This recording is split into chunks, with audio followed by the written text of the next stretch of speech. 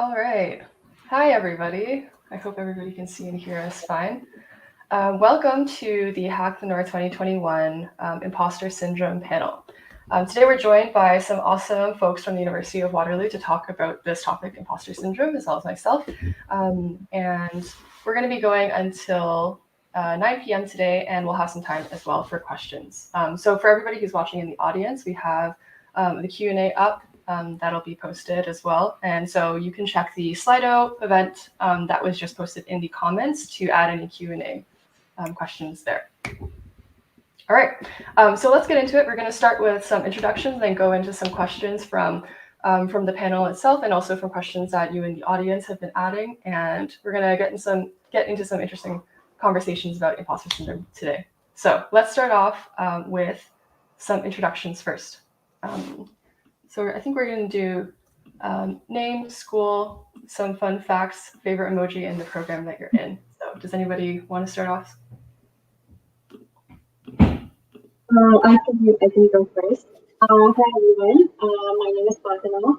I went to the University for computer science. I graduated in 2019. I've been working as a software developer since. And as of October, I'll actually be moving over to Yelp as a software engineer. And I'm also doing my part-time master's in data science from HEC Montreal. Fun fact. I think a fun fact about me is that you can feed me pretty much anything with ketchup. And a favorite emoji, I think it has to be the one where like you're laughing so hard you're crying. Yeah. Awesome. Audrey, do you want to go next? Yeah, happy to go next. Hi, everyone. I'm Audrey. I am a third-year computer science student at the University of Waterloo. My favorite emoji is, I think it would probably be a tie between the baby face and the bubble tea emoji. I love bubble tea. And a fun fact about me is that my family and I actually have 7 pets. We have 4 cats and 3 dogs. So cute. I actually can't even imagine what your house is like at home. Okay, awesome. And Steven? Oh, yeah. So, hello. My name is Steven. I am studying computer science at the University of Waterloo. I'm currently in my 4th year, and I don't really want to graduate just yet, so that's why I'm taking a gap year. And nowadays, I mainly spend most of my time sort of like leading front end at Hack North, where it's been like a pretty amazing experience overall. But yeah, favorite emoji. Okay, I'm going to cheat a little bit, and I'm going to choose more than one, because I feel like some of y'all will actually like this. So let me see if I can drop this in the chat right now. And I think this is the one. Okay, let me know if you guys can see that and hop in. But it's basically the one with like the one eye and then the left of the other eye. It's great. It's like when you're so shook at everything that's going on around you, and you're just like sitting there and giving up on the inside. But yeah, fun fact. I'm currently banned from Singapore. Actually, I like many others have escaped mandatory military enlistment very early on. Yeah, and so if I try going back, they'll like lock me up first and then decide what to do with me. It kind of sucks because like Singapore has amazing food and it's like super scenic, but I can't go back. And on the bright side, I guess it makes me seem more like rebellious or like cool or. But yeah, that's it. Yeah, can confirm. That's an unfortunate fun fact, but hopefully one day you can still get some good Singaporean food. Okay, and finally, my name is Catherine. I am a graduate from the University of Waterloo, where I just finished the software engineering program last year. And I'm also an alumni of the Hack North organizing team. So happy to be back and talking with these folks about the panel today.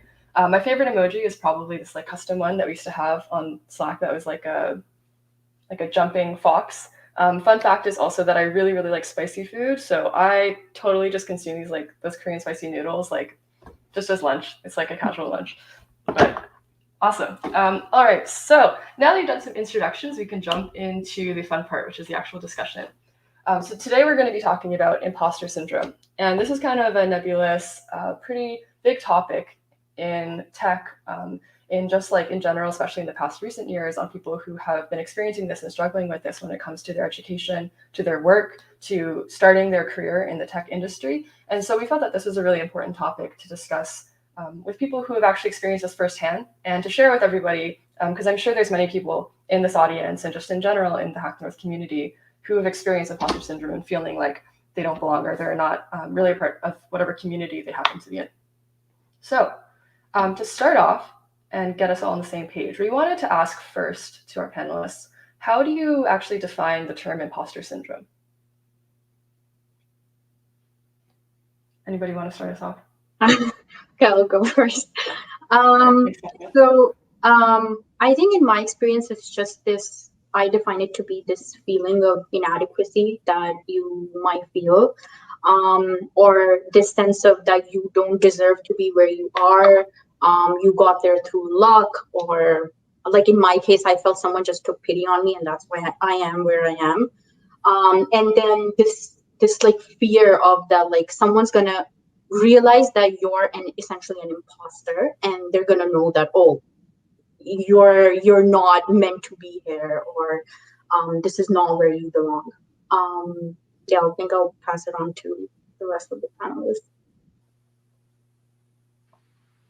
I think adding on to that, imposter syndrome, for me at least, is feeling like even though deep down there is like some belief or maybe some hope or faith that you can do something, but on the surface, it feels more often than not that you can't, even despite whatever past experiences or historical examples that you may have to actually back up the fact that you can do it. But there's always this kind of like nagging feeling at the back of your mind or somewhere that you kind of can't, but that's not true. Yeah, I guess like similarly, just piggybacking off of Fatima, like it's like the feeling where you're like a fraud. You know, it's like it feels like it doesn't matter how much effort you put in. It's like at the end of the day, it's like you're not going to be able to like match the people around you, and it's like it's such a haunting feeling. Like especially it's like junior like day-to-day work. And yeah, it's something that like at the very beginning can be like super daunting, and take a heavy toll on your mental health. Yeah. Yeah, definitely. Thank you all for sharing that. That definitely resonated with me. I know when I first started university, especially studying software engineering at Waterloo, I definitely struggled a lot with imposter syndrome. Like I still remember in first year, I showed up and I felt like I didn't really have that much experience programming. And meanwhile, everybody has these kind of expectations that like, oh, everybody who is in this program is like so good at coding and all this stuff. And when I showed up, like everybody in my class was like, oh my God, they're so intense. And everybody's talking about all these technologies that they know and these frameworks and like what they like built over the summer and all these kinds of like intimidating things. So I definitely resonated with these themes of like feeling like a fraud, like I shouldn't actually have been there and like I didn't really deserve or didn't have the same skills to be in the same community or in the same like place with everyone else. So it kind of felt like I didn't really belong for a long time, and that was really hard. So how did all of you actually experience imposter syndrome in your own lives? What was it exactly that made you realize or first start to think like, oh, I'm going through like this experience when you look back? I can start with this one. Yeah. I think definitely deciding to even pursue computer science. I remember in high school, I was actually pretty business and kind of like finance oriented. And then I started taking my first computer science class, and it definitely like was not love at first sight. It was more of a, I'll tolerate you, see how things are going. And eventually you kind of like click and you realize that is something that you like.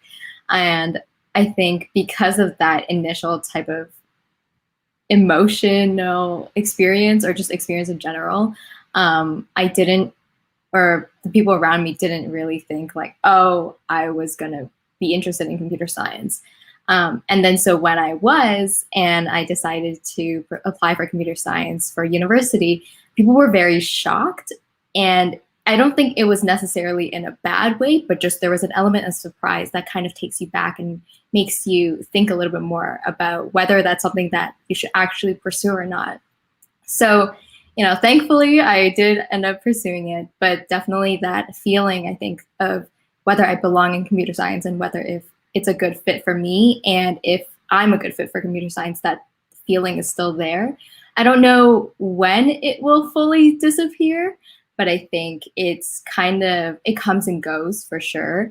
And I think as I experience new internships or maybe take on like different types of positions or tasks, that feeling kind of comes back in different ways. So that's kind of a long-winded answer of how I realized that I have experienced imposter syndrome, and I still do. I really like what Audrey said about like how sometimes it might get triggered when you're starting something new. Like I'm starting a new job soon, and I just know I'm gonna probably experience it again. So I feel it's a really good time to be a part of this panel. So as far as like when I've experienced it in the past, I think the most the most haunting memory I have is of actually the job that I'm in right now. So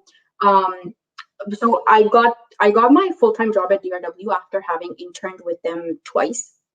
And I remember that, so I did my first internship with them. I came back for the second one. And then during that, they extended the, like a return offer to me. And that entire second internship, I had that offer, and they were also interviewing other candidates, right? And I would sit in on those interview processes. I would, I would interact with those candidates. And throughout that process, I just remember feeling so bad about having that return offer, because I felt that like it had just been given to me because, I don't know, they felt pity on me, which is such a ridiculous thing to say, because no one extends job offers on the basis of pity.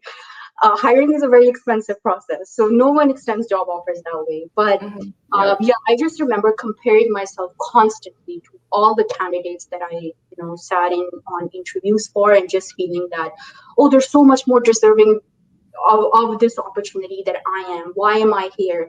And that feeling didn't leave me until I think my first year of full-time work. And it's such a horrible feeling to have, honestly, because I feel that it starts impacting everything else.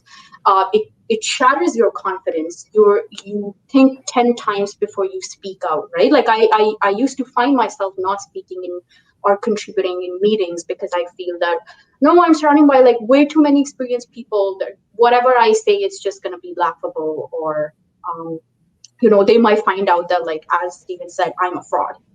So yeah, that's what my experience has been. Yeah, thank you for sharing. Steven?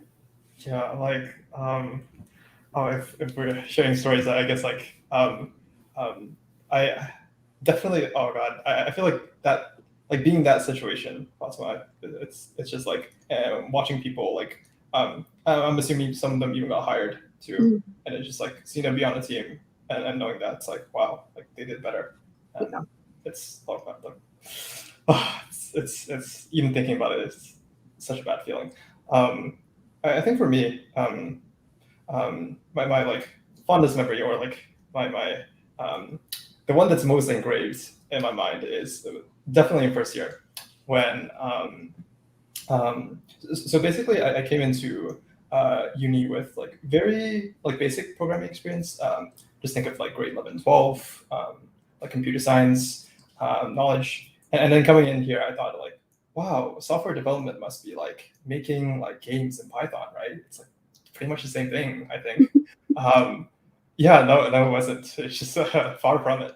And I felt that during my very first hackathon, which was Local Hack Day 2017, engraved in my mind.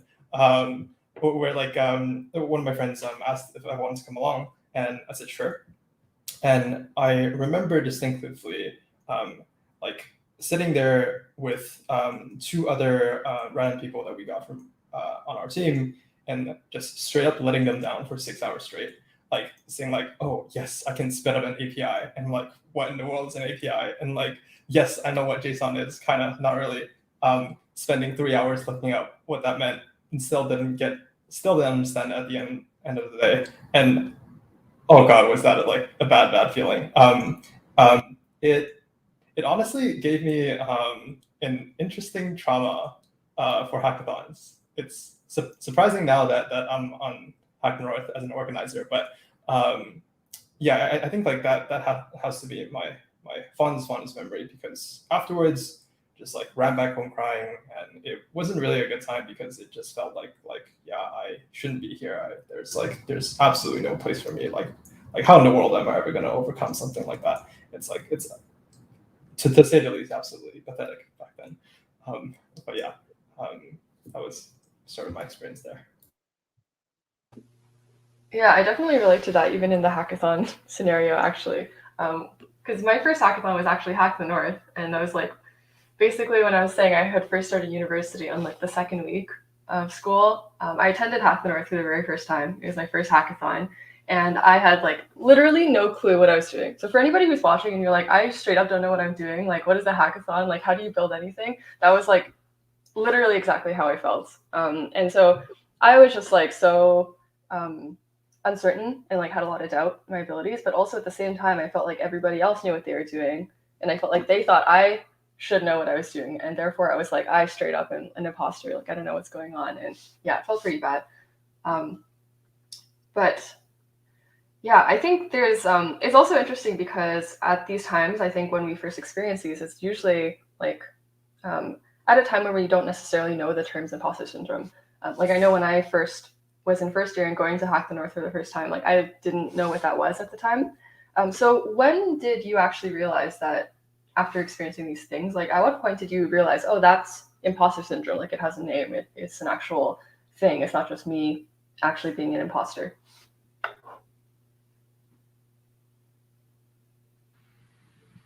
Oh, sorry, go ahead, Fatima. Or did you want to go ahead? Oh, no, go ahead. Okay. I think I had been exposed to it. Like I'd heard of the term before. So like when I went to Waterloo, I was part of the Women in Computer Science undergraduate committee. So they're very on top of things, and in terms of just exposing like women to these issues, right? That commonly face in tech. So I had heard of it, but I don't think until this experience that like I shared, I actually realized the severity of it.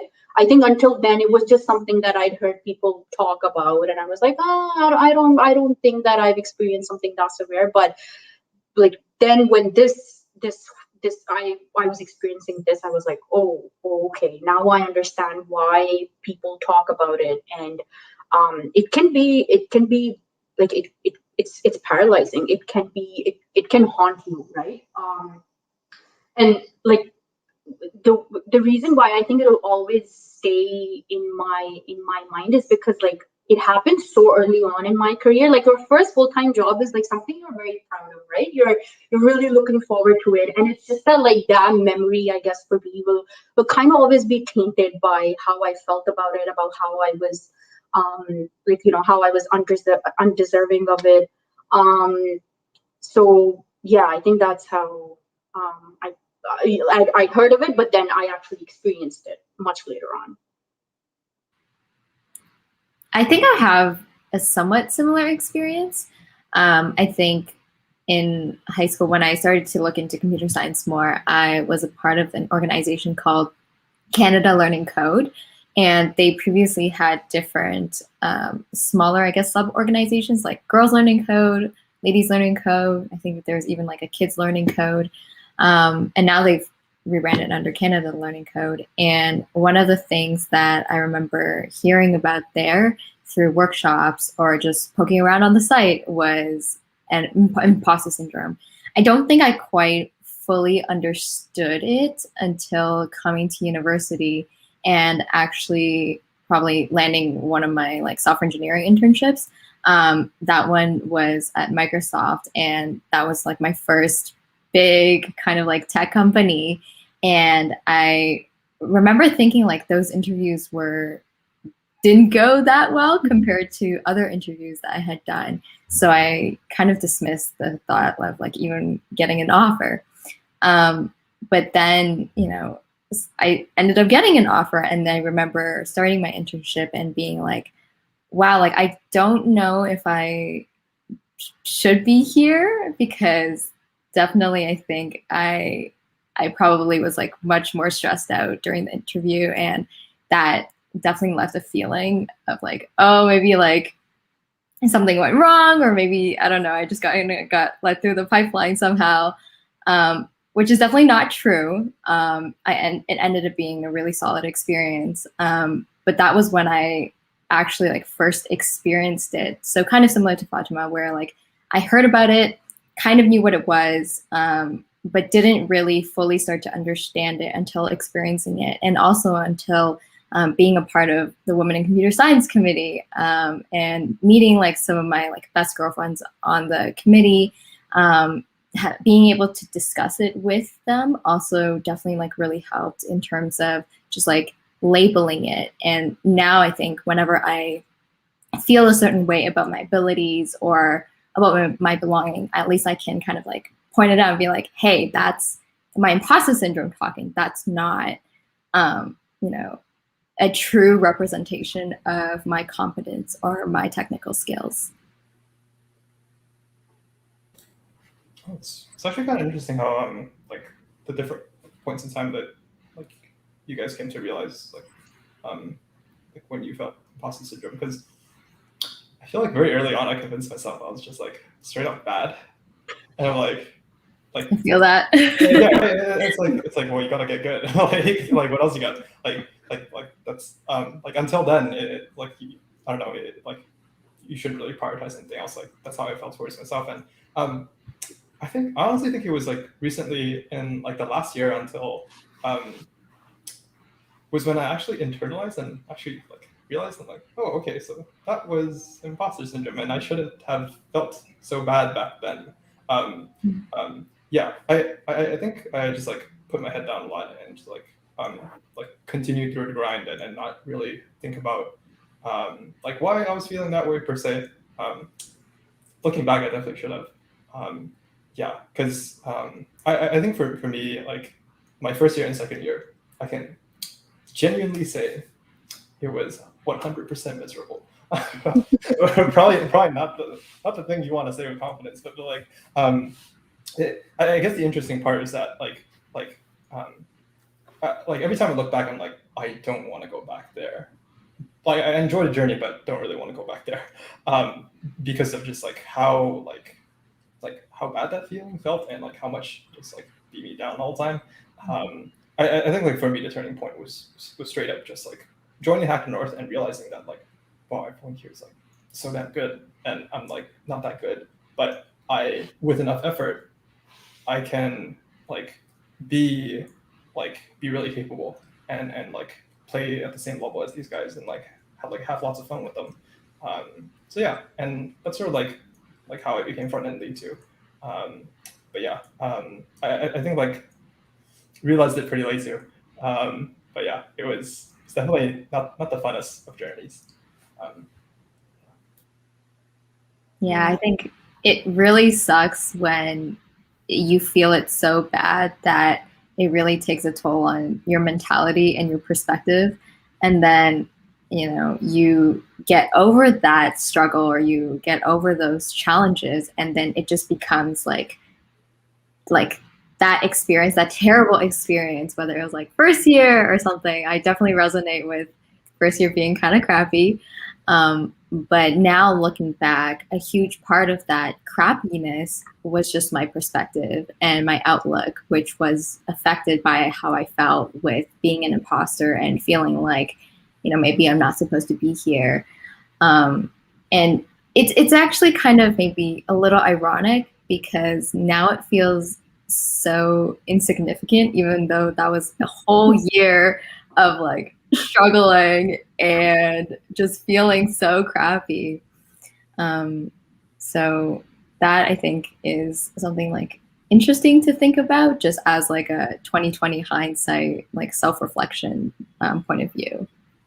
Audrey, I find that so relatable because, yeah, when I now look back at it, I find it laughable. I was like, what?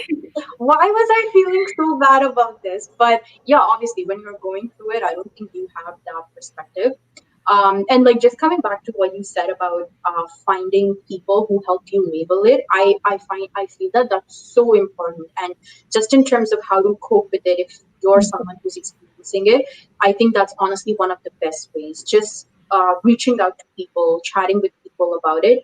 And it's surprising. It will actually surprise you when you realize how common this is. Even people who you think who look so put together and they have their life together, everything looks great, even they experience it.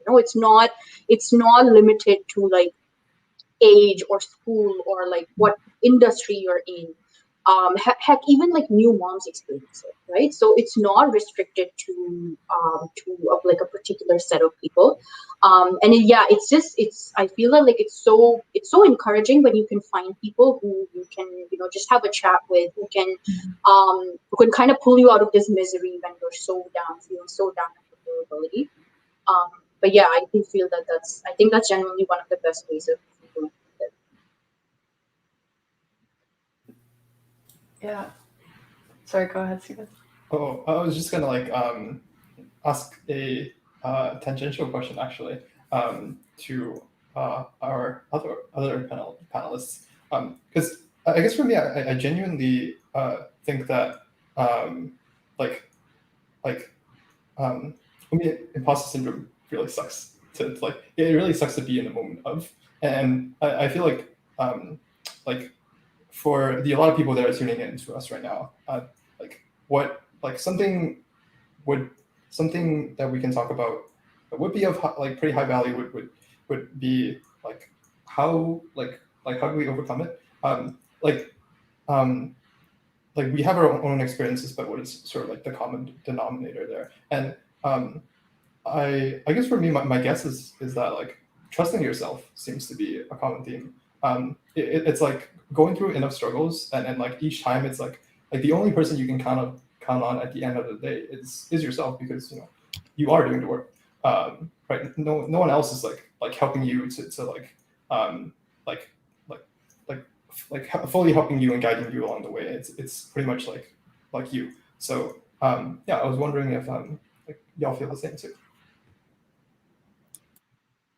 I don't know if there's a one answer type of solution for this. I really don't think there is. It's definitely not like a one size fits all.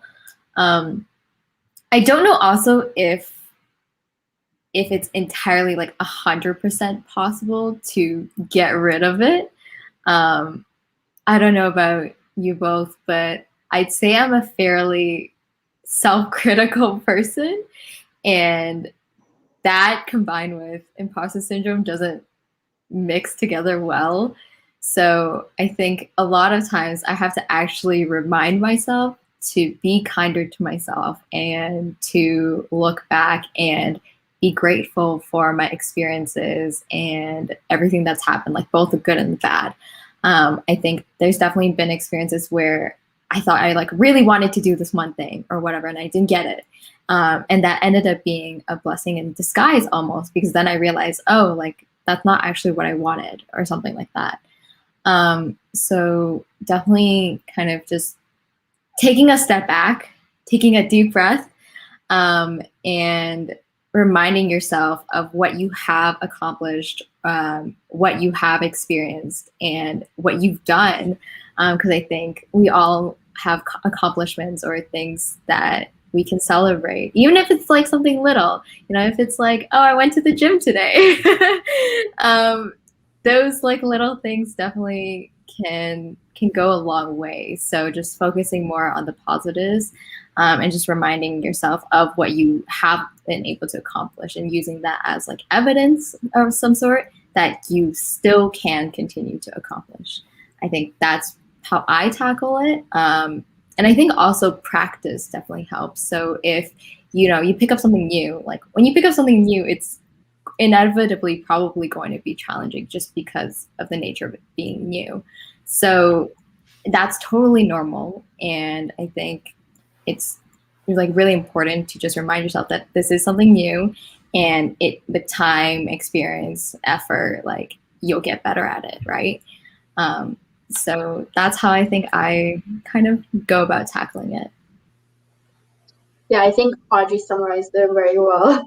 And just adding on to it, yeah, I feel that sometimes it's just helpful for you to like sit down and just evaluate all the little things that you've done. And keep in mind that like you can't attribute everything to luck. Not everything can be attributed to circumstances or people. Somewhere in there, there's the work that you put in, the effort that you put in. So if you're like ever you're feeling like a fraud, or like, hey, this was all circumstantial and I was just at the right place at the right time, I think that reviewing everything that you've done, your little wins, your big wins, I feel that that should take care of those feelings of inadequacy.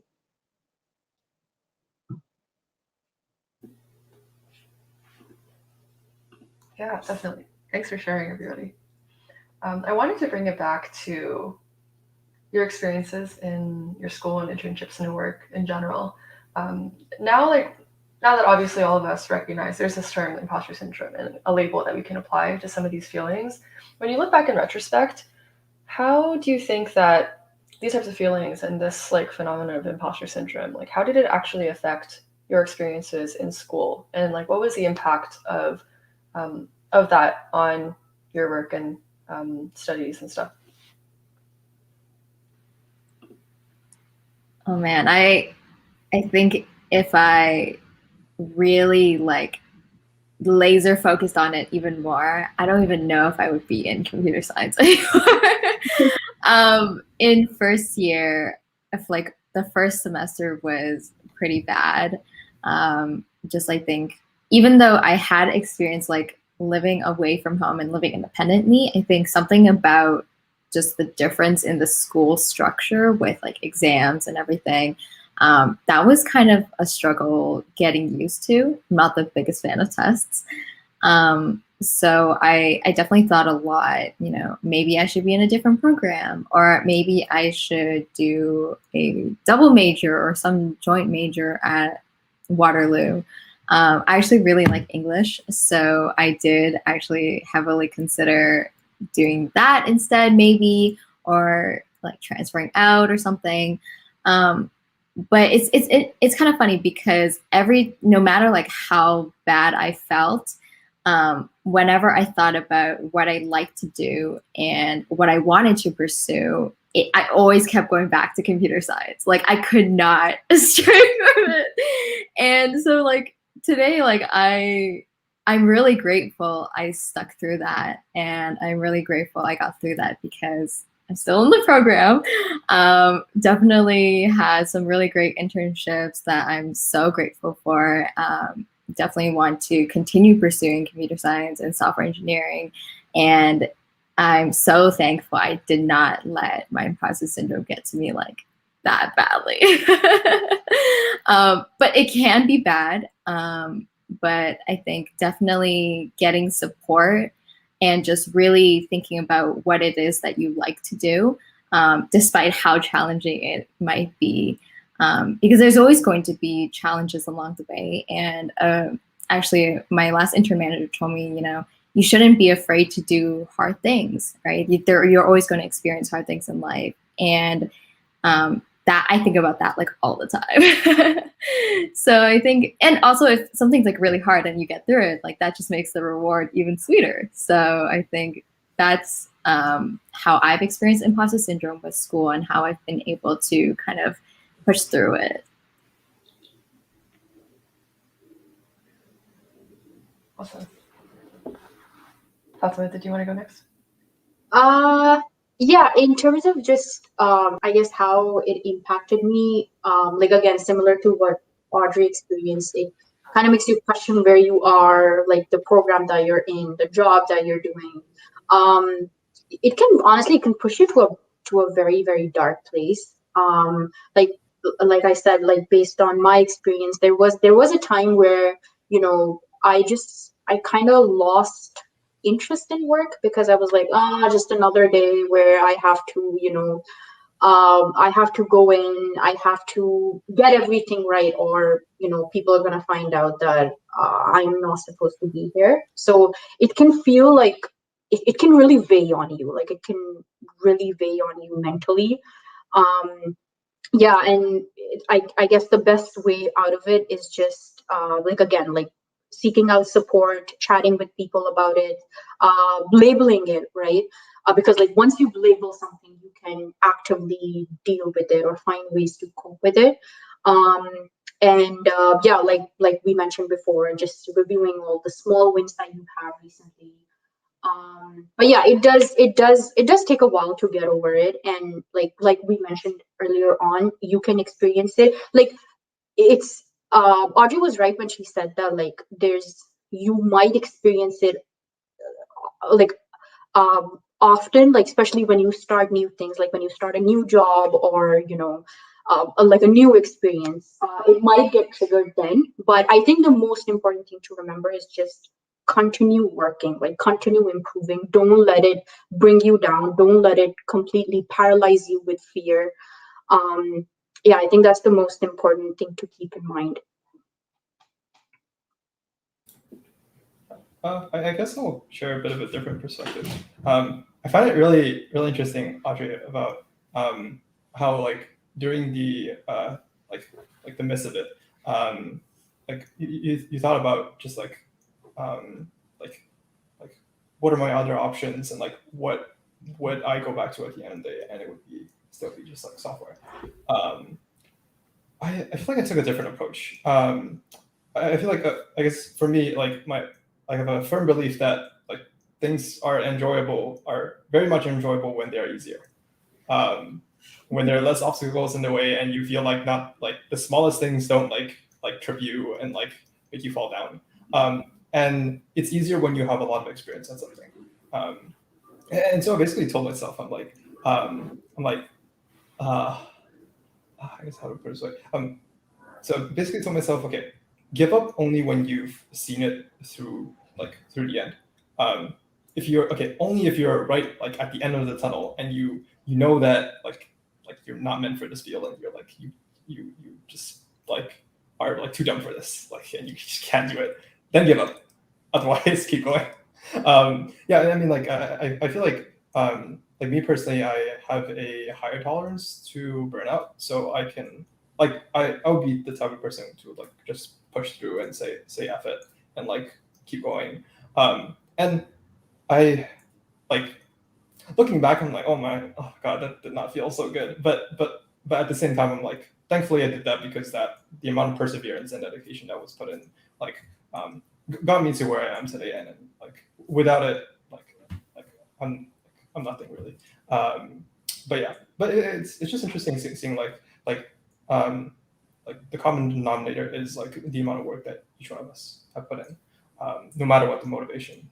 It's like the work matters, and that's what's really nice. It's like you know the effort you put in will pay off, one way or another.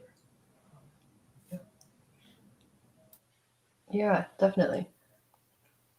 Yeah, I think based on all of these like experiences, imposter syndrome definitely can affect the way that you think about yourself and about your work. And like you said, Fatima, like can weigh really heavily on people sometimes. So could you help us paint a picture for people listening? What is one of the toughest times that you have all felt when you're experiencing feelings of imposter syndrome? And can you give more concrete examples to help people understand? And in those times, like how did that actually affect your mental health?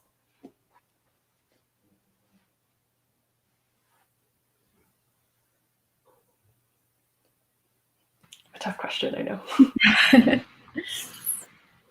I can take a stab at this. I think, as I mentioned in a previous question, definitely in first year, my first semester was really rocky.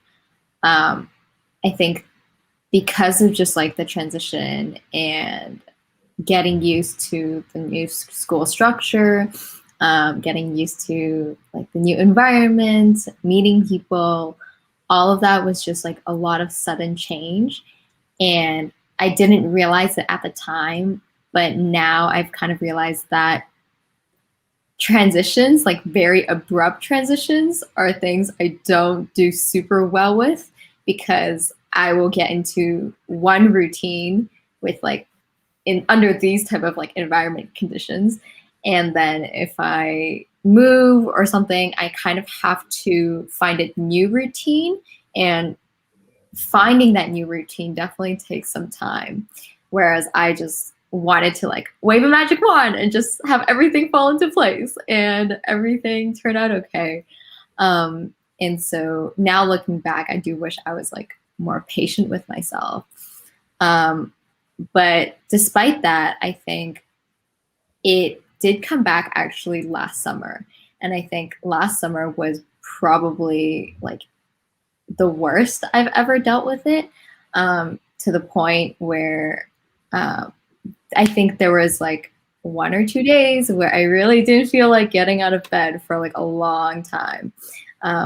Like I wouldn't even do my skincare or something. And I always do my skincare, no matter how late it is.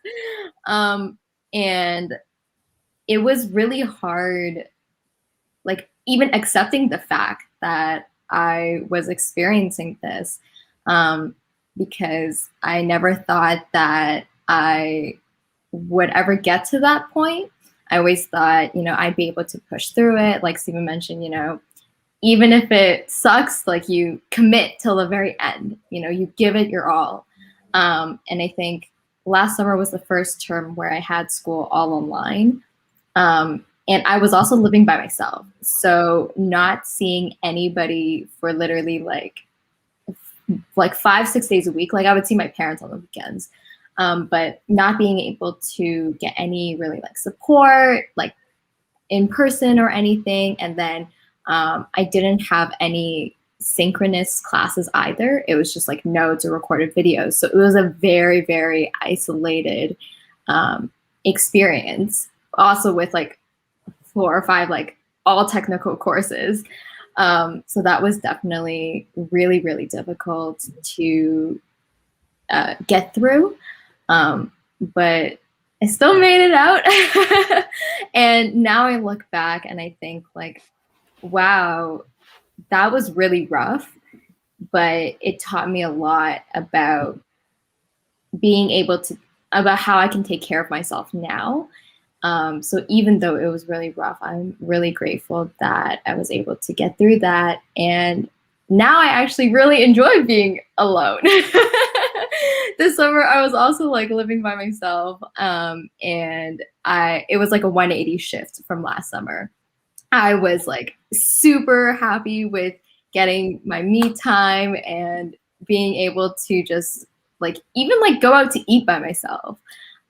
So having that shift in my mentality, I think this summer definitely wouldn't have been possible without me experiencing that struggle. I think like, when you experience something bad, usually what comes afterwards is something good, right? And then after like good experience or like a good day, it might be like a bad day. But in comparison, when you experience something really bad, the next thing is always going to be pretty good since the previous thing was kind of bad. So definitely like a huge lesson learned there. And I'm like, despite how bad it was, I'm kind of grateful I went through that. Nice. That's awesome. Glad it came out positive in the end. Fatima, Steven, what about you? What's a tough time that you've felt experiencing imposter syndrome, feeling like a fraud? And how did that affect your mental health? I really like that Audrey brought up isolation. I relate with that so much because like when I started working full time as well, I was in a different city, so away from like my parents, my friends. So isolation plays a big part. Like that's I like and like Audrey, it's great that you brought it up because I think we like when like when we're in university, when we're thinking about jobs and whatnot, we never really factor in the concept of isolation in. We're just so focused on getting that job, moving to that city, that we never really think about that, okay, how is this going to impact everything else? So for me, when I started my full-time job, yeah, I was isolated, but then from the work perspective, like when you're out of school, all of a sudden now you're meeting people who can come from such different backgrounds, right? Like at least when you're in school, you're meeting people who go to the same school as you. Like more than likely, you're meeting people who go to the same school as you. There'll be a couple of years either like, you know, above or below you in terms of, you know, what year they're in. So but like again, like it completely shifts when you start working, because you can be working with people who are younger than you or like 10-20 years your senior, so you can feel so out of place. And like I still remember, and I actually still have that notebook. So during my second internship, when we would be interviewing all these candidates, I would keep this notebook beside me during when we would be interviewing them, and I would write down everything that I didn't have an answer to that was asked to that candidate. And by the end of the internship, that notebook was filled, because obviously there's like, I was still in school. There's so many things that I'm not going to know. And again, there's so many things that I don't have to know either. Like if my area is back end, if I'm not interested in front end, I don't have to know about front end, right? But obviously that concept had not sunk into my head yet. So I just felt that I need to have answers to anything and everything, which is such a ridiculous thought to have. But yeah, it definitely takes a while for you to realize how ridiculous it is that you're thinking these things. You can't know everything there is to know out there. But yeah, like just like what you take away from it is just you have to keep learning. Like what helped me was that I identified the area of computer science that I was interested in, and then I just went all in, you know. So yeah, again, like coming back to what Stephen said, I guess like the common denominator amongst all of us is that you can't deny the work that has to go into this process. There's no two ways about that. Yeah, thank you so much, Fasma, for sharing that. I'll only speak for like a quick little bit about mental health, because I'm not qualified to speak about this at all, because I'm horrible when it comes to dealing with mental health. I feel like for me it's like I have this like Asian dad inside of me that keeps on saying like it's like, stop complaining, just like do it. Like why are you always complaining? And yeah, I feel like I've just gotten by just having that like sort of voice like keep me through. Definitely not the most healthiest of all, but like it worked for me. I know like it definitely like does not work for some people, and would not recommend like following that. But yeah, I feel like that was how I got by. Also showing that like even without like the best like mental health practices, you can still reach here. So like you don't have to get everything down. I'm just a living example of that. But yeah, also super grateful for like my partner to like help like help get me thinking about prioritizing my mental health, because that's yeah, it's gonna be a fun journey. Yeah, definitely. Yeah, huge shout out to, oh, sorry, I just want to say, definitely having an understanding partner and friends, family goes a long way. I think I've actually, just as another note to add on to that, kind of realized sometimes that I almost feel like burdened I feel like I'm burdening other people when like maybe I like always going to like my friends or my partner about like whatever issue. And sometimes I think like going to therapy, or like even just like talking to somebody who is just like maybe several years older, or just somebody who you're comfortable enough with reaching out to, but isn't like always like directly in your life, I guess, can definitely be helpful, just to not feel like you're being like a really big burden to other people. Just so at least there's like some external or some like separation there, I think, to take one step back and like not be so connected to whatever emotional experience like you're going through. I think that's been something that I started to realize, actually having like been to therapy a couple of times. But definitely, like, you know, therapy is not cheap. And definitely, like, it's, I think, up to like each individual person to decide how they'd like to be supported in whatever way they choose to be supported. Yeah, definitely. Therapy can definitely be really helpful if people need somebody to talk to or to get support. I just want to give a reminder to the audience that we're approaching the end of the session, and if you have any questions for the panelists, please feel free to drop them into the Slido link that was posted in the chat. All right. So for, I think, our last question to the panel, I wanted to touch on advice for everybody who's listening. I know with imposter syndrome, we've gone through a lot of different things of feeling like kind of lacking in abilities or feeling like you don't belong. I think a theme throughout all of this is having the abilities or the potential to achieve something, but feeling like for whatever reason you don't match up to everybody around you despite concrete evidence or concrete skills that you do actually have or potential that you do actually have. So given that and your personal experiences and examples with it, what advice would you give to people who are feeling something like that right now and who are feeling like a fraud in school, in work, in wherever they are?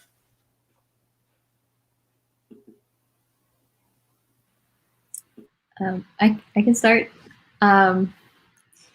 Lots of advice. But I think to start, you can do this.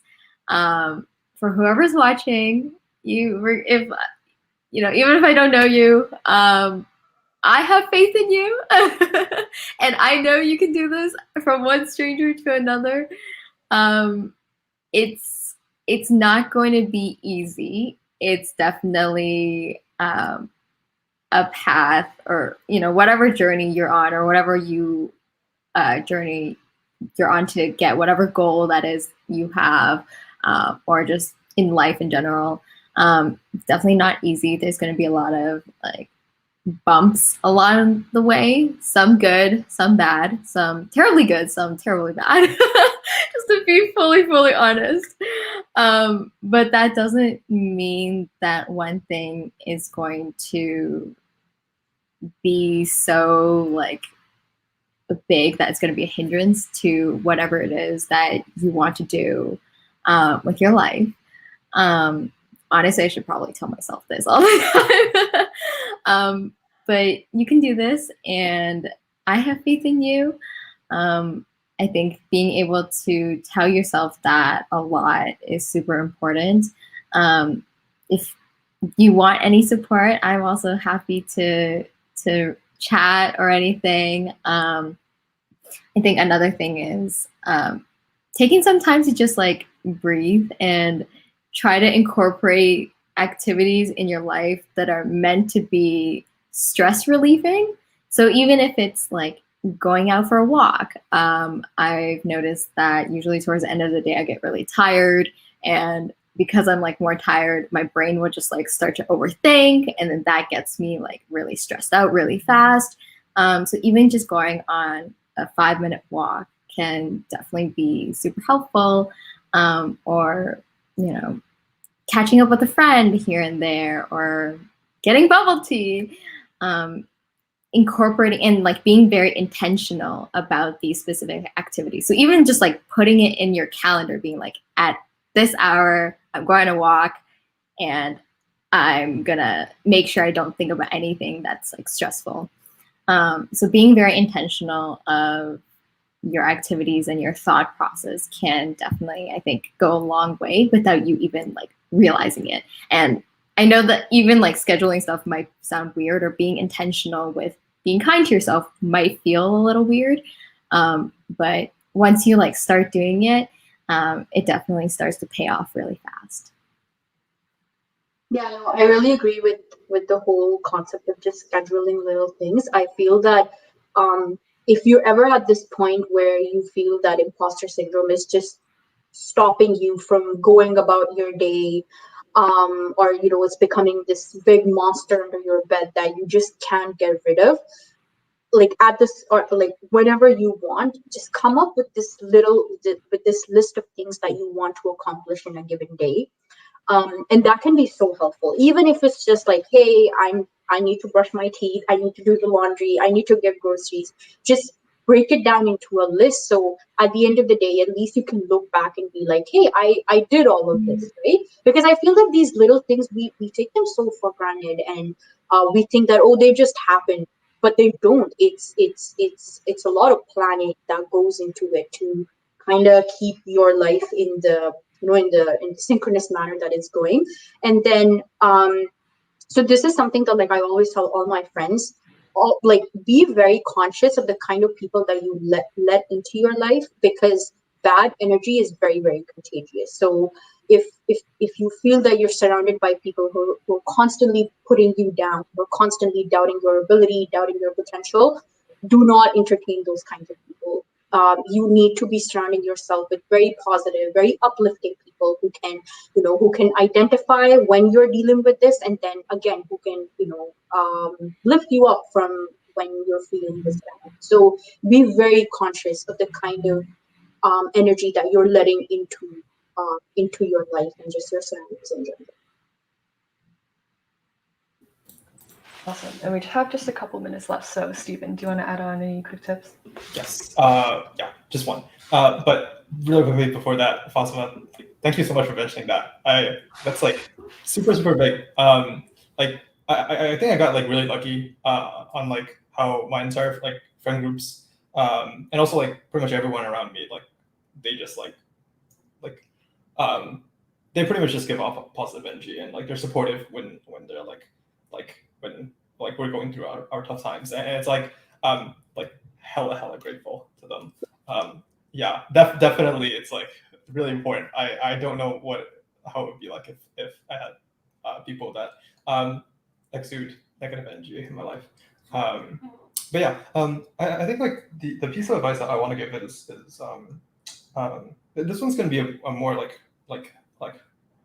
strict and practical one, which is also I'm going to like steal this from Audrey's experiences early on, which is reflection.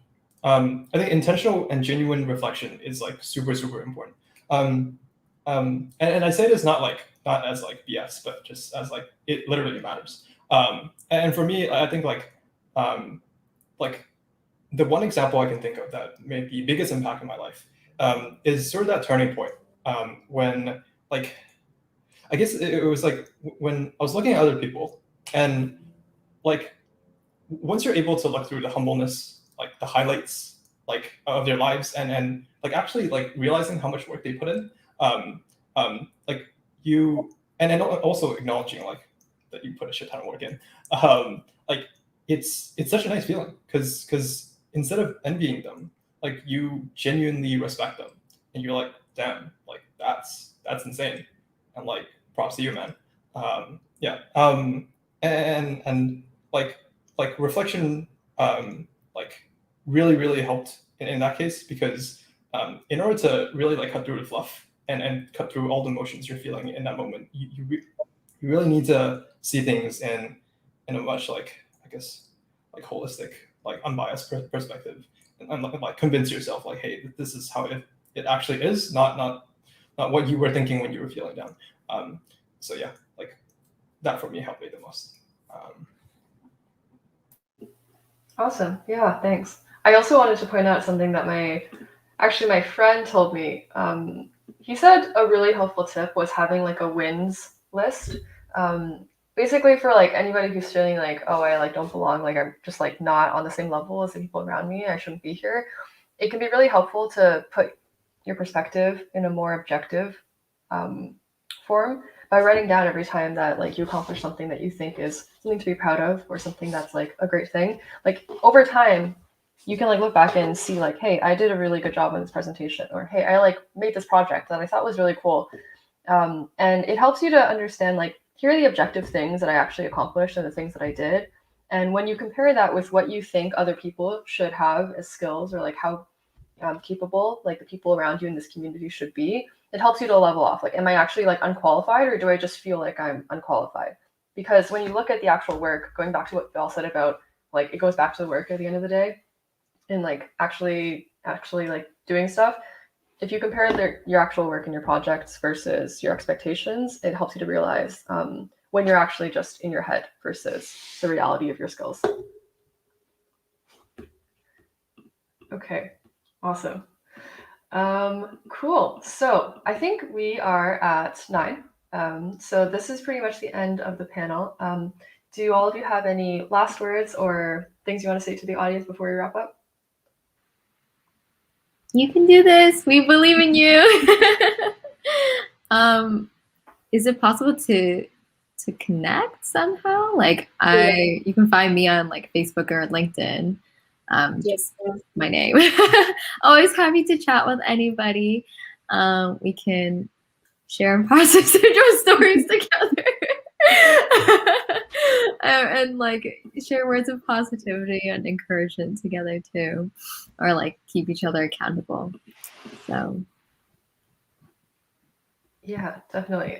So on the topic of connecting with any of our panelists, for everybody who's on Discord, if you're a hacker at Hack the North this year, the panelists will probably be somewhere on Discord, and there's a channel specifically for all the panels that are happening this weekend. So if you have any questions, feel free to drop them there. You can also ping us if you have anything specific for any of the panelists, and yeah, find us under the panel channel under workshops. And I think with that, we'll wrap up the panel. So thank you everybody who is tuning in and watching this. Good luck with all of your adventures, and